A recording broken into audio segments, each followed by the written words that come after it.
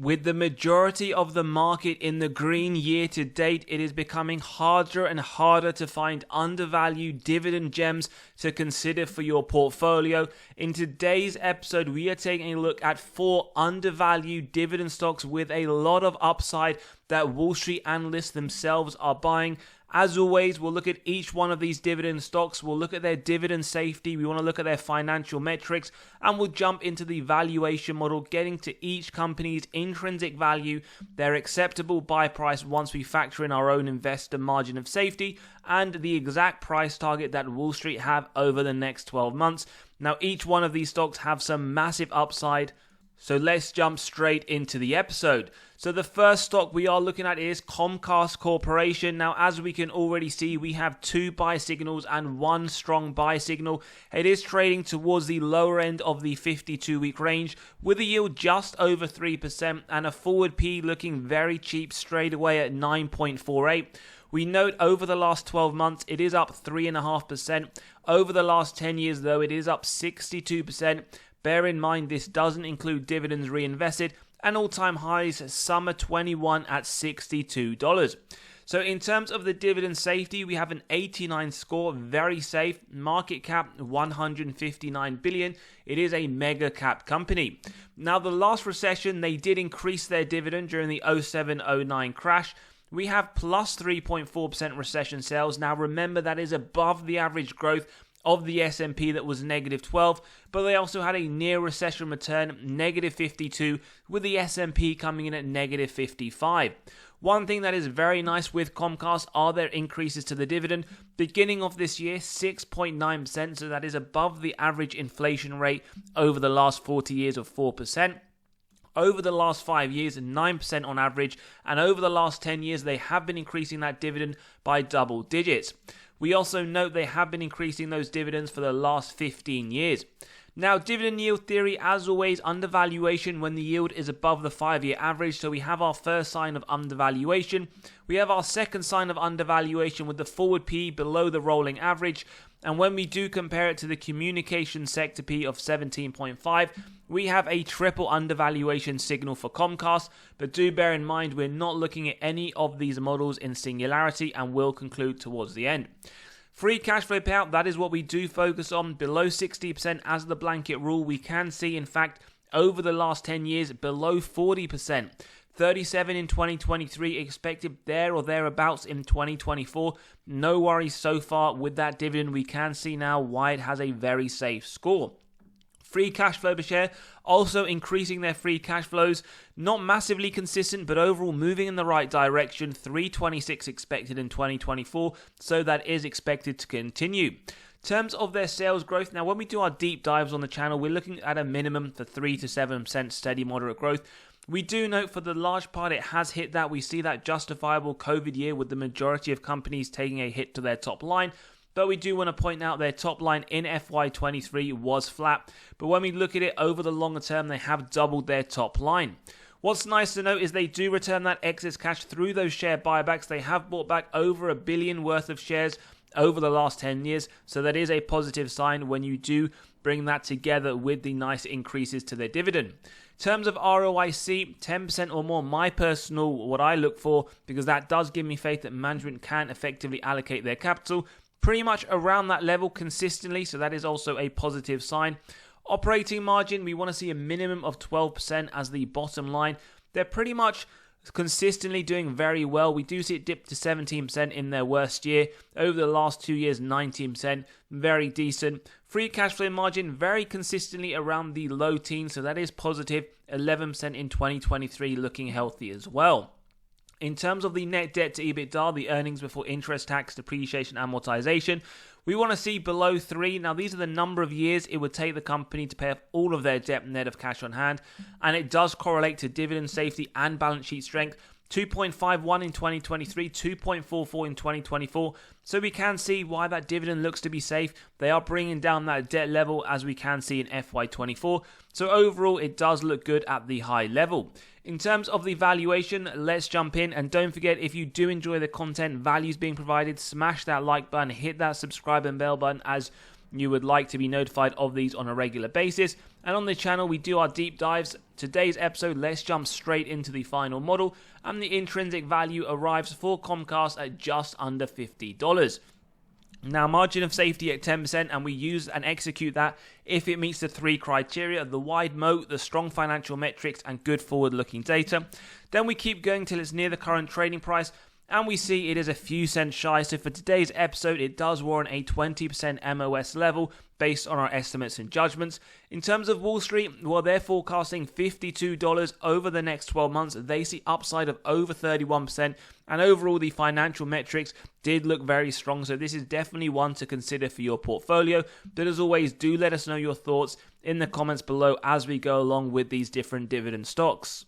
Also, just to let you know, we did release our latest weekly article yesterday, all completely free. If you want to gain access, do click on the pinned comment below. You get access to all of our articles as they drop. This week's and last week's article both covered undervalued stocks with a lot of upside, so do go ahead and check that out. The second undervalued dividend stock, we can already see Wall Street giving this a strong buy, Seeking Alpha giving this a buy. It is in the midpoint of the 52-week range with a yield of 1.1%. It is LNG, Cheniere Energy. Over the last 12 months, up 5%. Over the last 10 years, up 188%. And we can see when looking at their dividend safety, it does get a score of 60. It does look to be borderline safe, so let's check out those metrics. Market cap as well, 37 billion, a large cap company. Now, in terms of the recessionary metrics, what we do have available is that it did have below average growth at negative 18%, and they did just increase their dividend a few months ago, double digits at 10%. In terms of the number of years, well, they just initiated a dividend in 2020, as we can see here, so they do have 2 years of consecutive increases. In terms of dividend yield theory, with the limited data given the initiation of the dividend not too long ago, we can see it isn't too far off the rolling average. Same is to be said for the forward P to DCF ratio. And when we do take a look at the sector at 8.1, LNG does come in slightly higher. Now, in terms of looking at the metrics, as always, with essentially pipelines, we don't focus on the free cash flow, a lot more volatile. We want to see the DCF payout below 70%. We can see it is very minimal. In fact, 6% in 23, expected 12% in 2024. So no worries whatsoever, purely based on that metric. In terms of the DCF per share, well, we do note it has been increasing, although we would say this is a fairly cyclical industry, hence why we do see these large increases, and then the following 2 years expecting a drop as well in 2024, as we can see at $14.60. So in terms of looking at the sales growth, again, we can see some years triple-digit growth, some years double-digit negative growth, as well as some years looking flat. So do factor that into your essential investment thesis, as well as when you are looking at that margin of safety that we will come on to shortly. In terms of shares outstanding, again, typical due to the fact that they do retain a little of that cash flow for them to dilute your position. But over the last 10 years, it hasn't been that much of a dilution, as we can note from this graph. In terms of the sales, well, we can see, again, very volatile for pipelines, but again, do take a note of the growth over the last 10-year period. In terms of the ROIC, well, we can see 10% or more isn't hit consistently. In the last 2 years, though, performing very strongly, 2023, 41%. And the one thing that we would say with essentially companies in a cyclical industry, you do want to be buying them when they are out of favor, when they are very cheap in comparison to others, and therefore people do not want them. Investors are shying away, and that is when it is time to pick them up, and we will cover that now in our valuation. In terms of looking at the metrics, well, net debt to EBITDA for pipelines below 4.5. In the more recent period, it has come down, although do note it is expected to increase in 2024, still lower than the 4.5 level that we want to see as a maximum for this industry. Don't forget, you can also grab a copy of this valuation model if you want to get to the intrinsic value as well as the acceptable buy price of companies in your own portfolio and those on your watch list by clicking on the pinned comment below. Margin of safety then at 10%, a buy up to 181, at 15%, a buy up to 171, at 20%, pretty much around the current trading price. So for LNG, we do see a nice margin of safety at that 20% level. In terms of Wall Street, well, their forecast is showing, in fact, to go higher than our intrinsic value, $214 over the next 12 months and 33% upside, making this a very strong buy, as we did mention just a few minutes ago. And don't forget to let us know your thoughts on these stocks. The next dividend stock to take a look at is Global Payments. Now this is up 17% over the last 12 months. We can see pretty much in the mid to upper end of the 52-week range with a yield of just under 1% and a forward PE below 11. As we mentioned, we do know Wall Street do consider this a buy, although we can see Seeking Alpha does give it a hold. One thing also to point out, if you do want to essentially get this Seeking Alpha subscription, you can get a 20% discount by clicking on the link in the pinned comment below. So over the last 10 years, we can see it is up 266%, although we can see the all-time highs sitting around that $220 level from a few years ago is quite some price away from the current value. Now, in terms of looking at dividend safety, we see a score of 70. It does look to be safe. Market cap 32 billion, a large cap company. In terms of those recessionary metrics, well, they in fact maintained the dividend during the last recession. They had plus 6.5% growth, so above average of the S&P, and they also outperformed the S&P with their negative 38% recession return. Now, they haven't increased their dividend for a while. However, over the last 5 years, they have increased it dramatically by 90%, with over the last 20 years, double-digit increases year on year, as we can see from the graph. So although we have a 0 year here of consecutive increases, they have still been paying dividends for the last 22 years. In terms of dividend yield theory as well, we do get that double undervaluation signal, both on the yield and on the forward PE. And also when we do compare it, it is slightly lower than financial sector at 11.6. Now, in terms of the free cash flow payout, as that is what we do like to use, remember the earnings is susceptible to manipulation by management through accounting, and we have shown many examples on this channel. It is in fact below 20% every single year, 10% expected in 2024, so I would like to see a nice strong dividend increase with this company like we have seen over the last few years. Free cash flow per share then, well, it has increased, in fact more than doubled over the last 10 years. 2024 expected to go even higher. Not massively consistent, nonetheless it does move in the right direction if you are a long-term holder. In terms of top line growth, we can see again very similar commentary here, pretty inconsistent. Most of the time they are beating that steady moderate growth of 3 to 7%, but there are some years where they did drop, notably in 2018. Over the longer term though, they are increasing very nice, more than 3 times over the last 10-year period. Shares outstanding, unfortunately they would have diluted your position, as we can see with the increase in shares from 2015 to the latest quarter. ROIC as well, it does lack a little bit. We do want to see 10% or more. We do know it did bottom out in 2019 to 2% as it has been increasing since then, but the 5% level is one that we would just like to see slightly higher, more towards the 10% level. In terms of the margins, well, no real issues there, above 12% consistently. In fact, operational efficiency as it has grown over the period.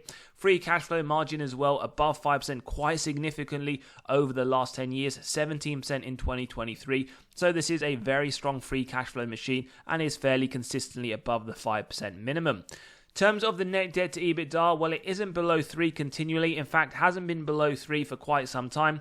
3.55 in 2023, 3.3. Yes, it is decreasing as we can see into FY24, but now we can understand why it does have that dividend score. It isn't very safe, as we can note this does need to be significantly lower than 3, although when we look at the payout ratio, there are no real concerns for the time being. So in terms of looking at the valuation, let's get into the intrinsic value. For today's episode, it is coming to the average of these three at $161. Now with a current price of $124, at 10% a buy up to $145, at 15% $137, at 20% still showing some nice margin of safety, not quite there at the 25%, so around a 20 to 25% MOS level for GPN. Now in terms of Wall Street, again very strong upside. They do consider this a strong buy now with a price target of $162 over the next 12 months. Moving on then to the defense industry, we have L3Harris Technologies up 3% over the last 12 months. Over the last 10 years, up 184%. We do see all-time highs sitting at $267 around 2 years ago, trading at the upper end of the 52-week range, with Seeking Alpha giving it a strong buy, Wall Street a buy, and we can see the yield does sit at 2.29%, and we can see the forward P just under 16. Now, when we take a look at dividend safety, 80 as we can see here in the aerospace and defense industry, for those that this is the first time they're hearing of this. Market cap $38.5 billion, a large cap company.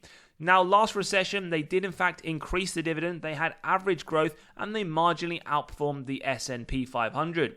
In terms of dividend growth itself, a very poor increase just this February, 1.8%. Remember, we always advocate a minimum of 4% on this channel just to keep up in line with inflation. Double digits over the last 5 years, though, double digits over the last 20, which is why it did make a very disappointing increase this year.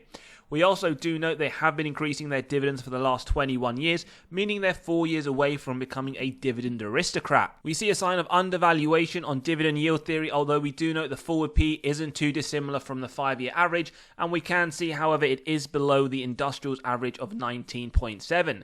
In terms of the free cash flow payout, below 60% every single year over the last 10 years, 40% expected in 2024. So ideally, next dividend increase, we do want to see a much larger increase than FY24.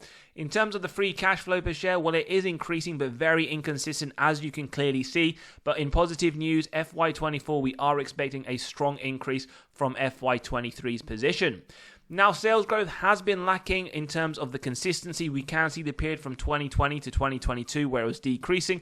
In more positive news, FY23, we did see some strong double-digit increases to their top line. And numerically speaking, they have seen some rapid growth, although inconsistently over the last 10 years. Unfortunately, similar to previous companies today, they would have diluted your position over the last 10 years.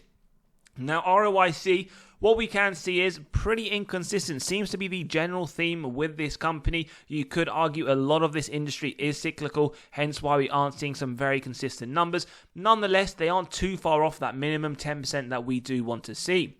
Now, operating margin, yes, it is around that 12%, but it has in fact been decreasing, something just to consider in your own investment thesis, as well as your margin of safety. At least in 2023, at a minimum, it was sitting at that 12%. Free cash flow margin, however, looking a lot healthier, well above those minimum 5% levels, but again, it does look like it has been decreasing over the longer term.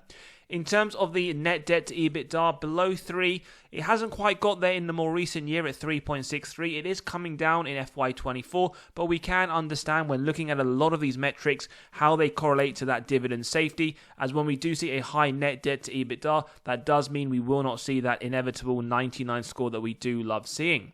Now, in terms of looking at the valuation of LHX, the intrinsic value in today's episode is the average of these three models, coming to $248. Now, with the current price at $204, we can look at that margin of safety of 10%. At a 10% level, it is a buy up to 223. When we go to 15%, up to 210.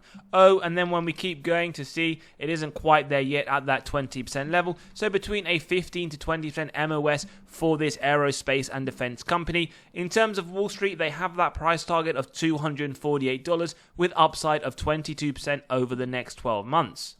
As always, let us know your thoughts in the comments below if you are adding to any of these to your portfolio. And also for your consideration, we can take a very quick look at a dividend ETF. We have a very famous Schwab US Dividend Equity SCHD.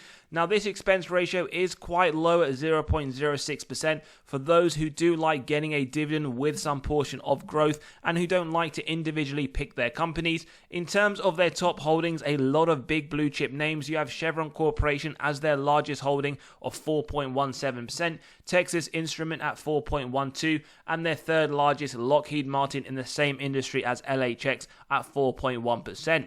Now, we have reviewed a lot of these companies recently. They are very strong companies. And always let us know if you do prefer looking at ETFs as opposed to those individual stocks. As always, if you enjoyed the episode, smash that like button, hit that subscribe and bell button, drop your thoughts below. We'll see you all on the next one, and for now, take care.